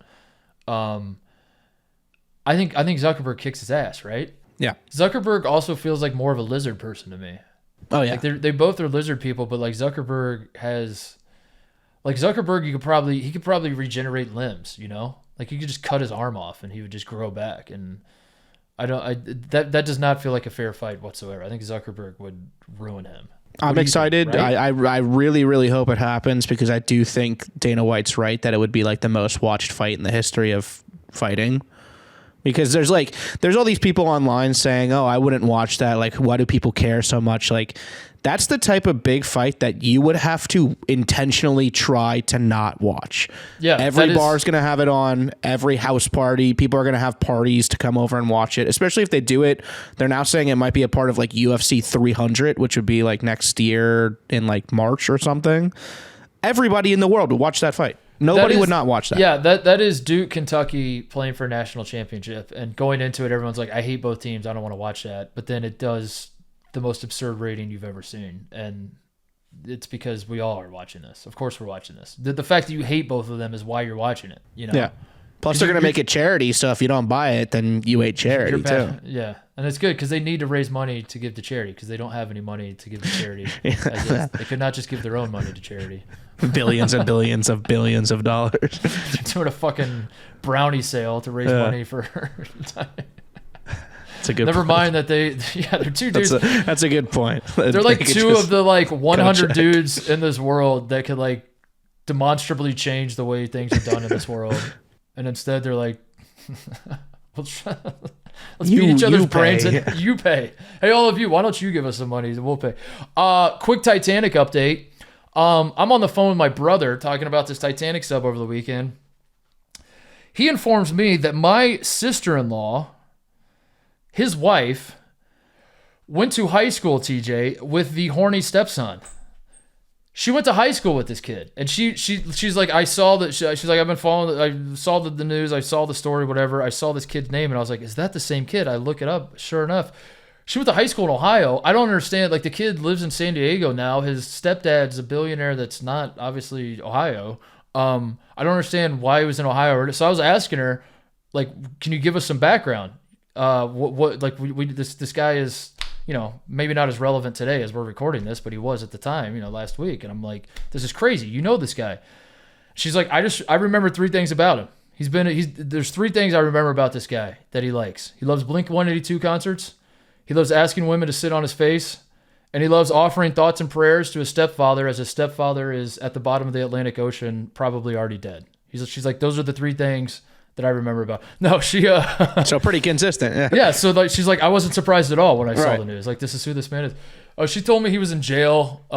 She's like, all I remember is he was in jail. She's like, I think I'm Facebook friends with him, and he was in jail. And then, if I'm being completely honest, she did a poor job of giving me background. She's like, she goes, he was a weird kid and he was in jail. That's all I really remember. I was like, well, that checks out. That blew my mind. I was like, oh my, this would have been great information to have last week, but now it's not relevant. Nobody cares anymore. So, how do we feel about the conclusion of that? By the way, I felt bad. I felt like every single show or space like this talked about it a certain way, and then it was just like the ending we all expected, and then it was like, I guess we should probably just not have talked about it. Yeah. I did, we had like clips from this show, and I was like, probably don't clip stuff now that they're all dead. They're all dead. They're all killed so definitively hard dead. that they're. Yeah. Somebody described it as, if the ship imploded, then they would have turned from biology to physics. That's how hard they would have been destroyed.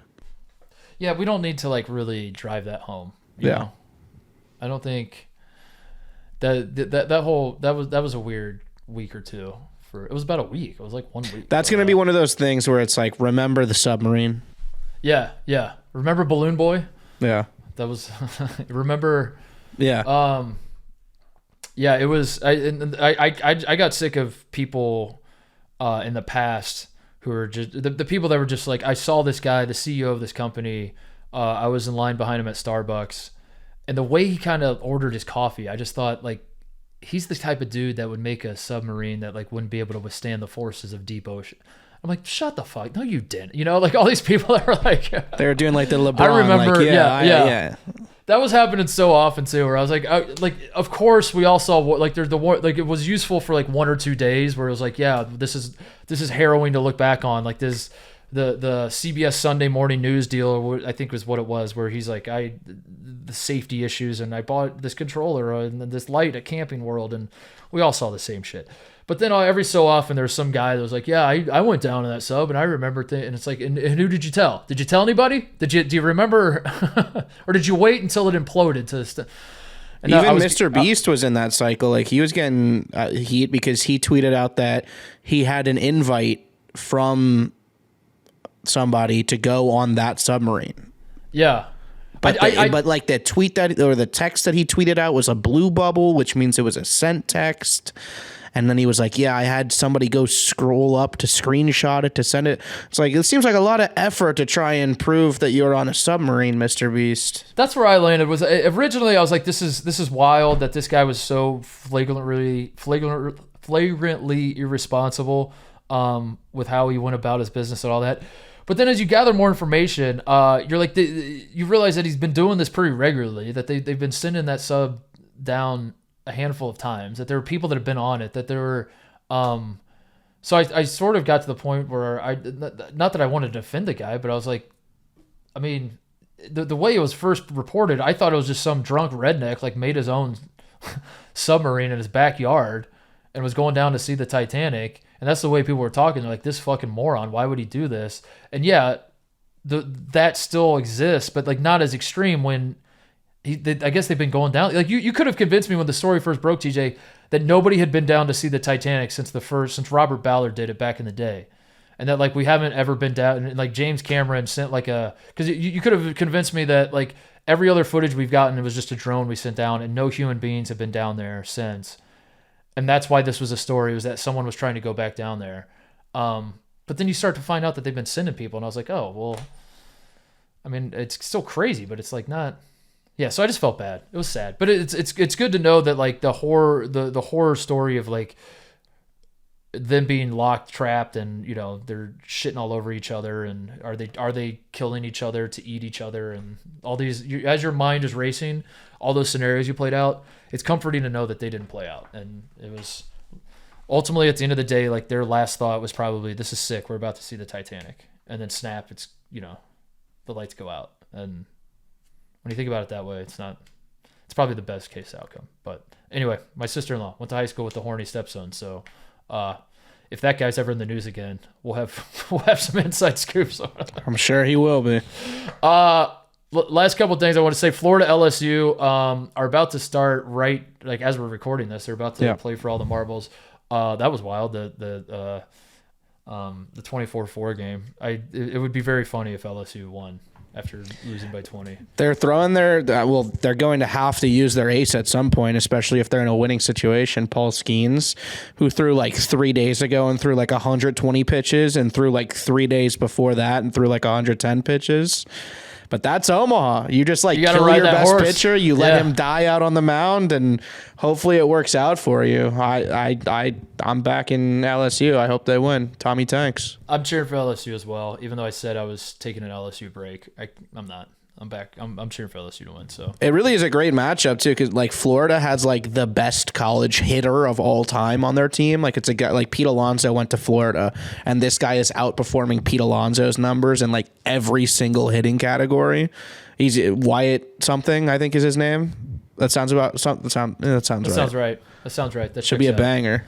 The last shout out I had was Paolo Banchero swerved the Italian Basketball Federation.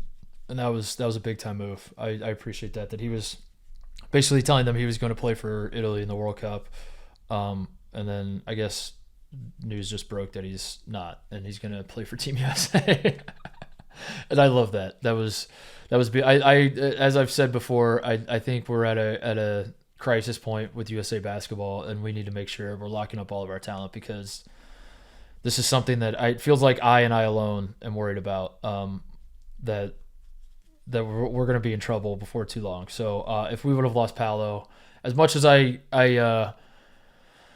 don't always love Paolo, and every time you say Paolo Banchero's name, I just picture Brady Manick giving him the business. I do think he's going to be an integral part of Team USA moving forward, and we needed to lock him up. So lock him up in a good way, by the way. I don't know. This isn't Trump talking about Hillary. I meant lock him up. Get him on our team. So that was genius. But I saw like people making the joke that the Italians are going to refer to him as Paul Banker now. He's no longer he doesn't get the vowels at the end of his name. He's not Paolo Banchero. He's lost his Italian privileges. That's it. I think that's the show. We'll be back on Thursday with more nonsense. Send some more questions in on Twitter and Instagram. Maybe we'll kick the tires on that a little bit more. And if you are planning a wedding and you want me to come, toss the invite my way. I might come, dude. Like I love weddings, but I think I do this too, where like the start of wedding season, I get really excited, and then by the end, I am load managing. I think that's why I was devastated, because I love Kyle and I wanted to be at Kyle's wedding, but I think you put some true serum in me. I think one of the reasons I was most devastated was probably that was supposed to kick off wedding season for me, and it's like I missed opening day. I was supposed to be an opening day starter, and I missed opening day, and I imagine I'll start low managing, but in the meantime, I'm fired up for wedding season. I hope everybody else is too. Congratulations, everybody getting married. I love love. God bless you all. We'll see you on Thursday.